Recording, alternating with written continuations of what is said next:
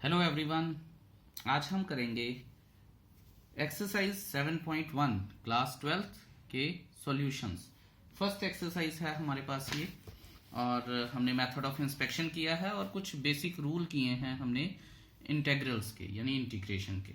ठीक है, so let's see the first question. उसने बोला है जैसे फर्स्ट 5 क्वेश्चंस में हमें मेथड ऑफ इंस्पेक्शन करना है। अच्छा, मैंने इंट्रोडक्शन में आपको मेथड ऑफ इंस्पेक्शन बताया था।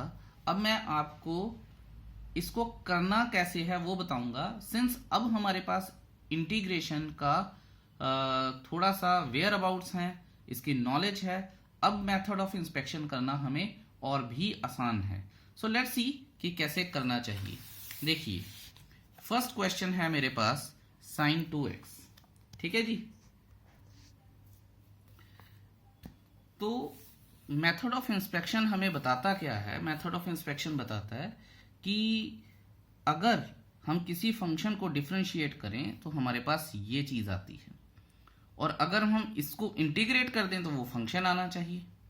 ठीक है, 2-3 बातें हैं इसमें, मैं बड़े आराम से इसके बारे में बातें करूंगा, तो आप थोड़ा पेशेंस से सुनिएगा। तो अभी तो मैंने ये बताया है कि अगर हम किसी फंक्शन को डिफरेंशिएट करें तो ये आएगा, और डिफरेंशिएट करके अगर इसको अब हम एंटी डेरिवेटिव ले लें इसका तो वो फंक्शन आएगा, राइट। तो मैंने शुरू में ही ये किया है कि let the function be F of X. ठीक है, टू बी डिफरेंशिएटेड लिख देते हैं हम, टू बी डिफरेंशिएटेड। अच्छा, इस एक्सरसाइज को मैंने बहुत सारे पार्ट्स में तोड़ा है ताकि आपको डिफरेंट तरीके से पता चल जाए कि क्वेश्चन को अटेम्प्ट कैसे करना है, खासकर जो बेसिक क्वेश्चंस ऑफ इंटीग्रेशन है, क्योंकि आगे जाके तो कुछ और ही हो जाएगा। तो अभी हम ये देखते हैं कि हमें करना कैसे है। तो एफ ऑफ एक्स ले लिया हमने फंक्शन। अब अकॉर्डिंग टू द क्वेश्चन क्या है कि किसी फंक्शन को डिफरेंशिएट करें तो ये आता है, और मैं इंट्रोडक्शन में बता के आया हूं कि अगर ये इधर चला जाएगा तो इंटीग्रेट हो जाएगा, जैसा कि मैंने किया अभी। तो sin 2x dx की इंटीग्रेशन कर दी, यानी इसका एंटी डेरिवेटिव ढूंढ लिया, तो f ऑफ x आ जाएगा। ठीक है, anti derivative of f of x कहने का मतलब क्या है कि अगर अब मैं इस फंक्शन को डिफरेंशिएट करूं तो sin 2x आएगा। आप करके भी देख लीजिएगा चाहे। ठीक है, और इसको इंटीग्रेट करूं, इंटीग्रेशन ऑलरेडी डिफरेंशिएशन हो चुकी है, इंटीग्रेट करूंगा इसको तो मेरे पास फंक्शन आ जाएगा। यही बात हुई है। I hope that is clear to you. और इंटीग्रेशन आपको पता है, साइन थीटा की इंटीग्रेशन माइनस कॉस थीटा होगी। और एक और बात मैं आपको यहाँ पे इंपॉर्टेंट बताना चाहता हूं कि जो भी हमारे पास वेरिएबल के साथ लगा होगा, जो भी, ठीक है, वो डिनोमिनेटर में जाके डिफरेंशिएट हो जाता है। तो 2x माइनस कॉस 2x आ गया। अब 2x है, इसको डिनोमिनेटर में लेके जाएंगे 2x को, और 2x की डिफरेंशिएशन करेंगे जो कि 2 आएगी, तो 1/2 आ जाएगी। That is how it is done. अच्छा, अब देखिएगा, दोबारा से करते हैं हम cos 3x। ये मेरे पास सेकंड क्वेश्चन है, मैंने वही चीज लिखी, let the function to be differentiated be F of X आ गया। Therefore, d/dx of f of x is equal to cos 3x। इसकी अब इंटीग्रेशन हो जाएगी। जब इंटीग्रेशन हुई तो ये f of x के बराबर आ गया। cos x की डिफरेंशिएशन क्या है? माइनस sin x है। ठीक है, सॉरी माइनस कह रहा हूँ, sin x है, तो sin 3x लिख दिया। और 3x को डिफरेंशिएट करना है हमने, तो 3x की डिफरेंशिएशन क्या होती है? 3 नीचे लिख दिया, और ये आ गया हमारे पास फंक्शन। ठीक है, कुछ स्टूडेंट्स ने मेरे से ये क्वेश्चन किया था कि सर इसमें c आता है या नहीं आता है, क्योंकि देखिए क्वेश्चन तो उनका लॉजिकल है कि सर अगर हम यहाँ पे इंटीग्रेशन कर रहे हैं और इनडेफिनेट इंटीग्रेशन कर रहे हैं तो फिर c क्यों नहीं लगाया हमने। तो इसका जवाब है कि यहाँ पे हम इंटीग्रेशन तो कर रहे हैं, हम फंक्शन ढूंढ रहे हैं, और दूसरी बात है c तब आएगा जब हमारे पास विद रिस्पेक्ट टू समथिंग हम लेके आते हैं। तो ये मेथड ऑफ इंस्पेक्शन है। ठीक है, अब कुछ स्टूडेंट्स बोलते हैं सर क्या आपने कंफ्यूज ही कर दिया, कि सीधी सीधी बात है कि सी आएगा या नहीं आएगा। देखिए इस मेरे पास इसका जो जवाब है वो ये है कि हम यहाँ पे मेथड ऑफ इंस्पेक्शन कर रहे हैं। मेथड ऑफ इंस्पेक्शन में सी नहीं आता है क्योंकि हमें फंक्शन बनाना होता है। जब हमें फंक्शन बना के एक्स की कोई वैल्यू निकालनी है तब सी आएगा। आई थिंक इस एक्सरसाइज का जो लास्ट क्वेश्चन है वो ये हमें सिखाएगा। हाउएवर अभी हम मेथड ऑफ इंस्पेक्शन कर रहे हैं, सो एक्स की कोई भी वैल्यू नहीं दी गई है हमें, ठीक है, इसलिए सी नहीं आएगा। सो ये थर्ड क्वेश्चन है हमारे पास e की पावर 2x। तो मैंने वही किया, फंक्शन को f ऑफ x लिया, फिर उसकी डिफरेंशिएशन की तो e की पावर 2x आना चाहिए। फिर dx को मैं इधर ले गया तो वो इंटेग्रल में चेंज हो गया है e की पावर 2x, ठीक है। अब 2x की डिफरेंशिएशन होगी तो f ऑफ x आ जाएगा 1/2 e की पावर 2x, क्योंकि e की पावर x की डिफरेंशिएशन क्या है, e की पावर x है, और 2x को मैं डिफरेंशिएट कर दूंगा तो 1/2 e की पावर 2x आ जाएगा। फिर एंटी डेरिवेटिव जो है, ठीक है, इसका एंटी डेरिवेटिव जो है वो ये आ जाएगा, फंक्शन इटसेल्फ आ जाएगा। सीधी सीधी बात है। चलिए अगले पेज पर चलते हैं और देखते हैं कि हमारा फोर्थ क्वेश्चन क्या कहता है। चलिए जी, फोर्थ क्वेश्चन आ गया। अब ध्यान दीजिएगा, वेरिएबल के साथ जो भी हमारे पास होगा उसको डिफरेंशिएट जरूर करना है डिनोमिनेटर में लाने के लिए, और वो कब करना है, आफ्टर इंटीग्रेटिंग दिस। तो चलिए देखते हैं। Let the f of x is the function to be differentiated। तो d upon D X F of X आ गया is equal to A X plus B का होल स्क्वायर। ये f ऑफ एक्स क्या आ गया, ये सब कुछ छोड़ के इसको इधर चला गया तो ये इंटीग्रेशन में आ गया ए एक्स प्लस बी का होल स्क्वायर।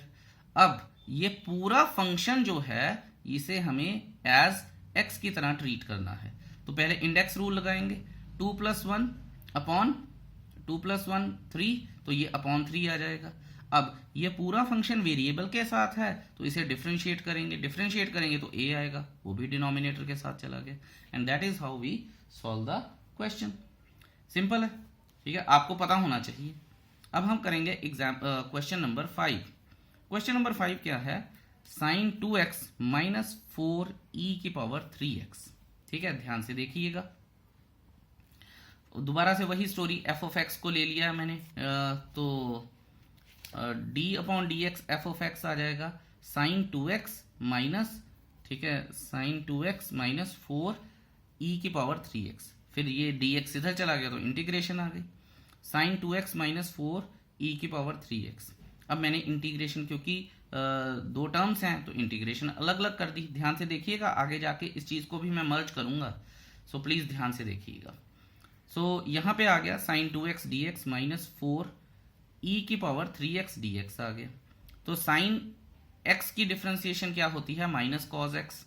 तो यहाँ पे x क्या है, 2x, तो माइनस cos 2x। और मैंने आपको बताया था कि 2x की डिफरेंशिएशन करनी है, ठीक है, तो वो आ जाएगा अपॉन 2। अगर मैंने गलती से यहाँ पे डिफरेंशिएशन बोल दिया तो sin 2x की इंटीग्रेशन माइनस cos 2x आएगी, ठीक है। फ्लो में कभी कभी गलती हो जाती है, I hope you understand. So e की पावर 3x की इंटीग्रेशन, दोबारा से वही बात, e की पावर की 3x की तो e की पावर 3x होगा, और 3x वेरिएबल के साथ जो है उसे डिफरेंशिएट करेंगे, डिफरेंशिएट करके उसे डिनोमिनेटर में लटका देंगे। तो यही बात हमारे पास हुई भी है, और प्लस c नहीं लगाएंगे क्योंकि अभी हमारे पास x की कोई भी वैल्यू नहीं है, और जब तक x की वैल्यू नहीं है c लगाने का कोई फायदा नहीं है। ये 5 क्वेश्चन हो गए हमारे पास मेथड ऑफ इंस्पेक्शन के। बाकी अब अगले 20 क्वेश्चंस तक हम नॉर्मल इंटीग्रेशन की हेल्प लेंगे। Let's see. अब आप ये देखिए,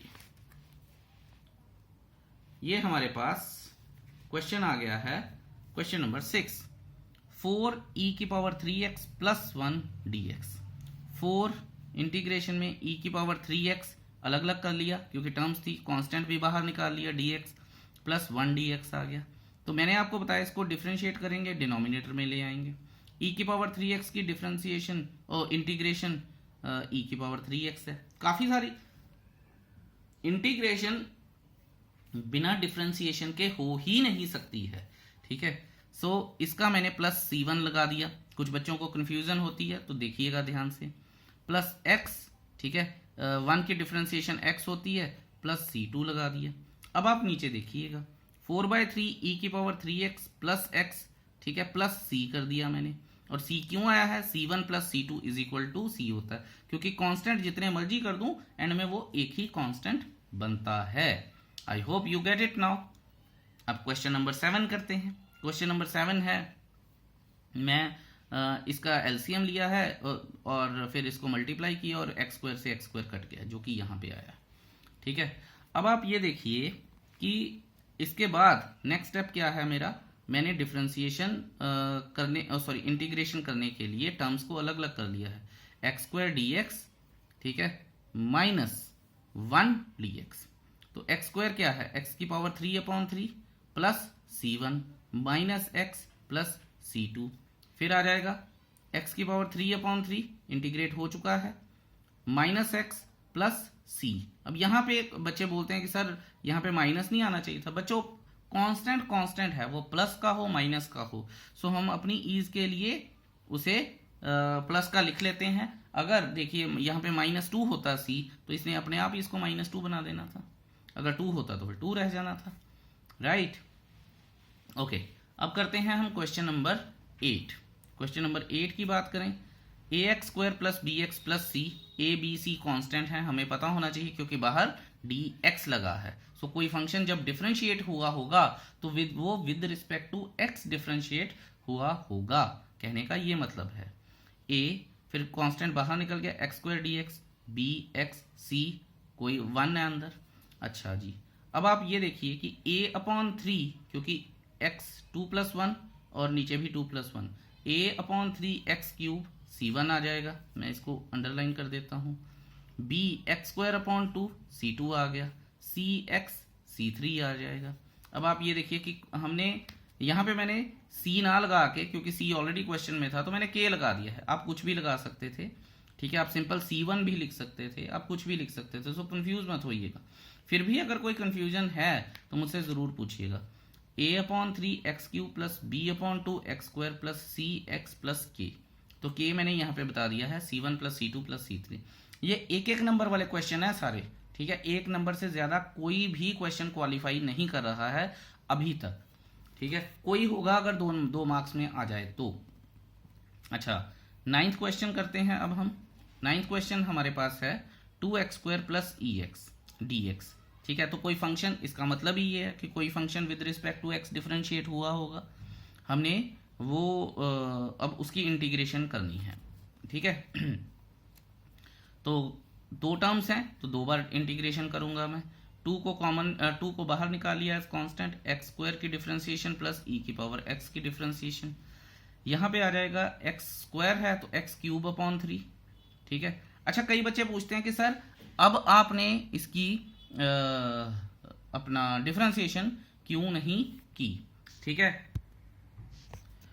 बच्चों। उसका जवाब ये है कि यहाँ पे हम पहले ही x² की डिफरेंशिएशन कर रहे हैं, एक फंक्शन इंटीग्रेशन कर रहे हैं, एक फंक्शन की इंटीग्रेशन कर रहे हैं। बाकी जो बचता है, ठीक है, उसकी हम डिफरेंशिएशन करते हैं। देखिए जैसे यहाँ x³/3 आ गया, इसकी अब अगर मैंने इसकी इंटीग्रेशन कर दी तो फिर डिफरेंशिएशन किसकी करूं। अब आप ये देखिए, जैसे e की पावर x है, अब मैंने e की पावर x की एक बार इंटीग्रेशन कर दी तो ये आ गया। अब x की मुझे डिफरेंशिएशन करनी पड़ेगी, ठीक है। तो ये मतलब ऐसा बुक्स में तो नहीं बोला जाता, लेकिन मैंने खुद से बनाया हुआ ये कि this is the chain rule of integration, ठीक है। सो e की पावर x और नीचे आ जाएगा फिर x की डिफरेंशिएशन 1। तो ये देखिए e की पावर x इंटीग्रेशन हो गई, x की डिफरेंशिएशन हो गई, 1 आ गया। सो अब आंसर लिख लेते हैं 2/3x³ प्लस e की पावर x प्लस c, क्योंकि ये वाला c1 और ये वाला c2 दोनों मिलके क्या बनाएंगे, c बनाएंगे, ठीक है। तो ये 9th क्वेश्चन हो गया हमारे पास। अब करते हैं हम अपना 10th क्वेश्चन, लेट अस सी। तो देखिए ध्यान से देखिएगा, ये क्वेश्चन हमें बहुत कुछ सिखाएगा। √x - 1/√x, तो मैंने क्या किया, इसका स्क्वायर है तो स्क्वायर खोल लिया, ठीक है। अच्छा जी, a² प्लस b² - 2ab, ये और ये तो कट गए, तो यहाँ पे -2 रह गया। फिर मैंने 3 टर्म्स आ गई, उन तीनों को मैंने अलग अलग से डिफरेंशिएट और इंटीग्रेट कर लिया है, साइन दे दिया मैंने। So X D X plus 1/x dx minus 2 constant है, सिंपल dx आ जाएगा। सो यहाँ पे पावर 1 है, 1 + 1 2/2 c1 आ गया। ठीक है, 1/x की डिफरेंशिएशन हमें 1/x की इंटीग्रेशन हमें पता है log mod x होती है, c2 आ जाएगा, माइनस 2x आ जाएगा प्लस c3 आ जाएगा। अब हम इन टर्म्स को अलग अलग कर लेंगे, x² plus log mod x minus 2x plus c, क्योंकि c1 plus c2 plus c3 is equal to c होता है। ये भी आसान था, हमारे पास आसानी से हो गया। अच्छा जी, 11th क्वेश्चन की अब बात करते हैं हम। 11th क्वेश्चन कहता है, ये देखिए, x³ minus 5x² minus 4/x²। तो 1 2 3 टर्म्स न्यूमरेटर में है, एक टर्म डिनोमिनेटर में है, तो इसका मतलब है ये अलग अलग हो सकती हैं, तो अलग अलग कर लेते हैं। x³ upon x² plus 5 constant है, x² minus 4 into 1/x² into integration of integral of. ठीक है, इस बात को ध्यान रखिएगा और कंफ्यूज मत होइएगा। अब आप ये देखिए कि अगर हम इनको सॉर्ट आउट करते हैं तो यहाँ x बचेगा, ये आ गया, यहाँ पे x² हट गया तो ये आ गया, यहाँ पे माइनस x⁻2 आएगा तो ये आ गया। अब आप ये देखिए मैंने c1 c2 c3 नहीं लगाया है, ध्यान दीजिएगा यहाँ पे, क्योंकि ये चीज अब ऑब्वियस होती है इंटीग्रेशन के क्वेश्चंस में, तो आपको ध्यान देना है। x²/2 आपको पता है इसकी इंटीग्रेशन, प्लस 5x आपको पता है कि जो अंदर अगर कुछ नहीं हो तो उसकी इंटीग्रेशन x होती है, माइनस 4 यहाँ पे +1 आ जाएगा और नीचे भी -2 + 1 आ जाएगा, तो नीचे रह जाएगा -1, ये देखिए इधर गया तो वो प्लस का साइन आ जाएगा, x⁻1 आ जाएगा। तो x²/2 plus 5x plus 4/x plus c, that is the answer of this question. अब हम करेंगे क्वेश्चन नंबर 12, लेट अस सी। तो स्टेटमेंट है x³ plus 3x plus 4/√x। दोबारा से 3 टर्म्स हैं, न्यूमरेटर में और डिनोमिनेटर में एक टर्म है, इसका मतलब कॉमन डिनोमिनेटर अलॉट हो सकता है, कर देते हैं जी अलॉट। ठीक है, x³ plus 3 into x/√x plus 4 into integral of √x। अच्छा, रूल वही लगेगा, यहाँ पे इंटीग्रेशन करने से पहले मुझे डिनोमिनेटर पावर्स को देखना पड़ेगा, तो ये पावर आ जाएंगी 3 - 1/2 प्लस 3 इंटू 1 - 1/2। ठीक है, और x की पावर -1/2। अब मैं इन इंटीग्रेशन, ये मैंने इंटीग्रेशन का साइन एक्स्ट्रा लगा दिया है, तो ये गलत है, क्योंकि जब इंटीग्रेशन हो गई तभी तो पावर्स प्लस में आई हैं। ठीक है, सो +1 कर दिया, डिनोमिनेटर में लेके आया, प्लस 3x 1/2 प्लस 1 कर दिया, यहाँ भी आ गया, 4 इंटू -1/2 प्लस 1 कर दिया, -1/2 प्लस 1 कर दिया। तो ये हमारे पास अब dx नहीं आने चाहिए, ये हमारे पास ये dx नहीं आने चाहिए, ये गलत है, यहाँ पे c आना चाहिए। ठीक है, आई होप आप समझ गए हैं। अब आप ये देखिए इसका आंसर क्या आएगा हमारे पास। अच्छा, अब एक और शॉर्टकट सीखिए आप यहाँ से ध्यान से। अगर x⁻7/2 है तो उसको उल्टा करके मैंने लिखना है यहाँ पे। ठीक है, 3 इंटू x⁻3/2 है तो 2/3 लिखूंगा, ये और ये कट जाएंगे। फिर 4 इंटू x⁻1/2 है तो 2/1 लिखूंगा, तो यहाँ पे आ जाएगा 2/7 x⁻7/2। फिर ये आ जाएगा इससे 3 से 3 कट गया, 2x⁻3/2 प्लस 8x⁻1/2। ठीक है, प्लस c, तो हो गया क्वेश्चन। अब हम करेंगे अपना क्वेश्चन नंबर 13। आई होप आपको अभी तक जितने क्वेश्चन किए हैं क्लैरिटी हो गई होगी। अच्छा, अब दोबारा से देखिए, यहाँ पे टर्म्स दी हैं 4। ठीक है, क्यूबिक डिग्री इसकी क्यूब है यानी 3 है और x -1 है। तो कहने का मतलब हमने अभी तक पढ़ा है कि ना चेन रूल लगेगा, ना कुछ लगेगा, ना कोशेंट रूल लगेगा, तो इसका मतलब फिर इसको उड़ाना पड़ेगा या कहीं ना कहीं एडजस्ट करना पड़ेगा। तो देखते हैं कि क्या इसके फैक्टर्स बनते हैं। तो x² निकाला, x -1 आ गया, प्लस 1 x -1 आ गया, x -1 कॉमन आ गया और फिर वो मैंने काट दिया, x² प्लस 1 रह गया। अब इसमें 2 टर्म्स हैं, उसको इंटीग्रेट कर देते हैं, एक x², ठीक है, और एक 1 को इंटीग्रेट कर देते हैं। तो एक्स स्क्वायर को इंटीग्रेट किया तो एक्स की पावर 3/3 आ जाएगा, और 1 को इंटीग्रेट किया तो एक्स आ जाएगा, प्लस सी हो गया, हमारा क्वेश्चन भी हो गया साथ में। क्वेश्चन नंबर 14 करते हैं अब। बहुत ज़्यादा आसान क्वेश्चन हैं ये सारे ना, ये सिर्फ हमें इसलिए दिया गया है ताकि हमें इंटीग्रेशन की समझ आ जाए, पता चल जाए कि इंटीग्रेशन चीज़ क्या है, ठीक है, और कोई भी इसका पर्पस औचित्य नहीं है। यहाँ पे क्वेश्चन है 1 - x √x, तो √x अंदर आ गया और 1/2 और x 3/2 आ जाएगा, ठीक है। जैसा कि मैंने ये आप देखेंगे मल्टीप्लाई किया है, और उसके बाद यहाँ पे आप देखेंगे कि मैंने ये किया भी है, x की पावर 1/2 माइनस x की पावर 3/2। अब इसको इंटीग्रेट करना है, सो x की पावर 3/2 अपॉन 3/2 माइनस x की पावर 3/2 प्लस 1 यानी 5/2 अपॉन 5/2। तो ये देखिए 3/2 आया 2/3 कर दिया, इसका पावर का उल्टा, 5/2 आया 2/5 कर दिया, प्लस c कर दिया, और हमारा आंसर भी आ गया। इजी है, बहुत ज़्यादा इजी है। अब आप ये देखिए कि क्वेश्चन नंबर 15 करते हैं हम। क्वेश्चन नंबर 15 हमें क्या कहता है कि एक √x बाहर है और बाकी एक पॉलिनोमियल दी गई है, तो इसका दिख ही रहा है कि इसको मल्टीप्लाई करना पड़ेगा। मल्टीप्लाई कर देते हैं जी, तो मल्टीप्लाई करेंगे तो 3x की पावर 2 प्लस 1/2 आ जाएगा, 2x की पावर 1 प्लस 1/2 आ जाएगा, और इसके साथ तो x की पावर 1/2 हो ही जाएगा। अब इसको इंटीग्रेट करते हैं अलग अलग करके, इंटीग्रेट करेंगे कांस्टेंट बाहर आ जाएगा, 5/2 आ गया, ठीक है। हमारे पास अभी सिर्फ मैं कांस्टेंट्स को बाहर निकाल रहा हूँ, इंटीग्रेट कर नहीं रहा हूँ। अच्छा जी, अब यहाँ पे इंटीग्रेट करूँगा, प्लस 1 करूँगा जब मैं, तो यहाँ पे आ जाएगा 7/2, तो 7/2 को उल्टा कर दूंगा 2/7, ये देखिए x की पावर 7/2 इंटू 2/7 इंटू 3 आ जाएगा। इसी तरह से यहाँ पे आएगा 5/2, उल्टा कर दूंगा 2/5 आ जाएगा, ये देखिए, ठीक है। तो यहाँ पे हम आ गए। अब सिंपल लास्ट स्टेप पे चलते हैं, तो 6/7 x की पावर 7/2 आ जाएगा, फिर ये सारा कुछ हम सॉर्ट आउट कर लेंगे और ये आ जाएगा। तो यहाँ से हमारा क्वेश्चन नंबर 15 क्लियर हो जाता है, ठीक है। बहुत आसान है वैसे ये सारा कुछ, अगर आपको कभी दिक्कत आए तो मुझसे ज़रूर बात कीजिएगा। 16 क्वेश्चन की बात करते हैं। ये भी इक्वली इजी है, सो लेट अस सी कि चाहता क्या है ये हमसे ये क्वेश्चन। अब आप ये देखिए कि ये क्वेश्चन है हमारे पास, question number 16, 2x minus 3 cos x plus e की पावर x dx।